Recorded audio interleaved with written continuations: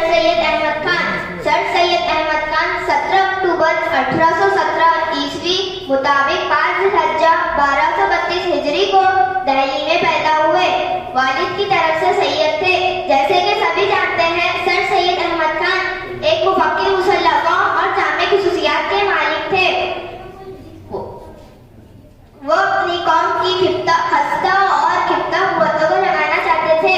उन्होंने साइंस, जदीद अदब और माशरती उलूम की तरफ मुसलमानों को राग़िब करने की भरपूर कोशिश की।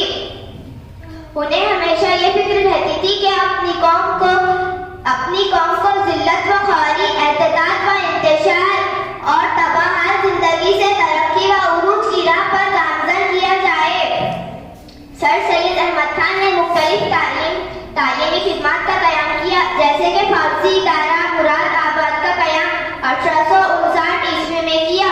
सर सैयद अहमद खान ने गाजीपुर में एक मदरसा कायम किया। 1863 ईस्वी में 1863 ईस्वी में साइंटिफिक सोसाइटी का क़याम किया।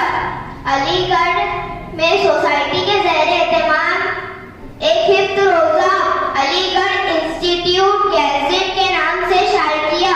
24 मई 1875 ईस्वी में समीउल्लाह की निगरानी